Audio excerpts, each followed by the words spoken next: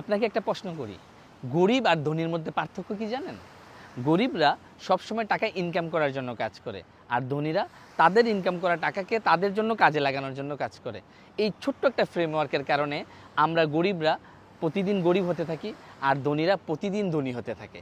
এখন আপনি বলবেন যে এই ছোট্ট স্কিলটার কারণে এত পার্থক্য কেন?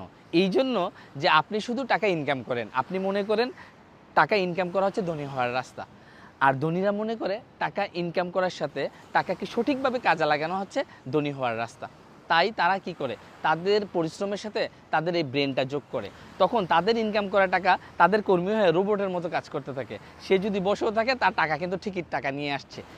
এই প্রসেসটা যদি আপনি জানতে চান, তাহলে আপনাকে মানি ম্যানেজমেন্টে মাস্টারি হতে হবে। যখন আপনি মানি ম্যানেজমেন্টে মাস্টারি হবেন, তখন আপনার টাকা দিয়ে কিভাবে টাকা মেক করবেন, আপনার টাকাকে কিভাবে কর্মী হিসাবে কাজে লাগাবেন, এটা আপনি আয়ত্ত করতে পারবেন।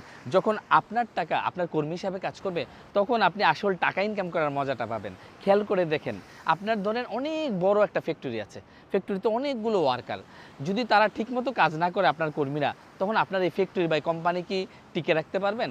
কখনোই পারবেন না।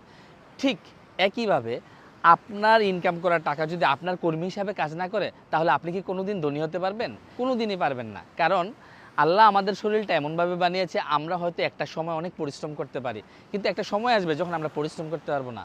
এখন থেকে যদি আপনার ইনকাম করা টাকা থেকে আপনি সঞ্চয় না করেন, এখন থেকে যদি আপনার ইনকাম করা টাকা দিয়ে আপনি আরও টাকা মেক না করেন, আপনার টাকা যদি আপনার হয়ে কাজ না করে, তাহলে কোনোদিনই আপনি প্যাসিভ ইনকাম অর্জন করতে পারবেন না। আর যদি প্যাসিভ ইনকাম অর্জন না করতে পারেন, তাহলে কিন্তু বৃদ্ধ বয়সে আপনাকে টাকার অভাবে ভুগতে হবে, বৃদ্ধ বয়সে গিয়ে আপনাকে কাজ করতে হবে। আপনি একটা ফ্রিডম লাইফ লিড করতে পারবেন না। এই সমস্যাটা কিন্তু আমার নিজেরও ছিল। আমি অনেক পরিশ্রম করতাম, অনেক হার্ডওয়ার্ক করতাম, অনেক টাকা ইনকামও করেছি, কিন্তু আসলে আমার দিন দিন ইনকাম বাড়ছিল, সাথে সাথে আমার খরচও বাড়ছিল। একটা সময় এসে আমি বিভিন্ন বিজনেসে ভুল ইনভেস্ট করে আমার টাকাগুলো নষ্ট করে ফেলি। 21 বছরের অর্জিত টাকা, এত পরিশ্রমের টাকা যখন নষ্ট করে ফেলি, তখন আমি চিন্তা করি যে আমার ভুল ছিল কোথায়। তখন আমি দেখলাম যে আসলে মানি ম্যানেজমেন্ট বলে যে পৃথিবীতে কিছু আছে, এটা যে ফলো করতে হয়, এটা আমার লাইফে আমি কখনো ফলো করিনি।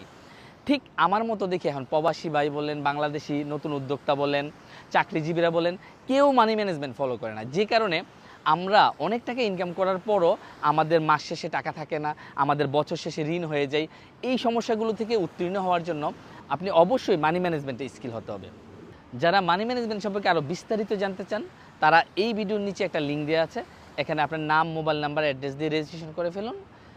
এই ওয়েবিনারে কিন্তু সিট সংখ্যা খুবই সীমিত।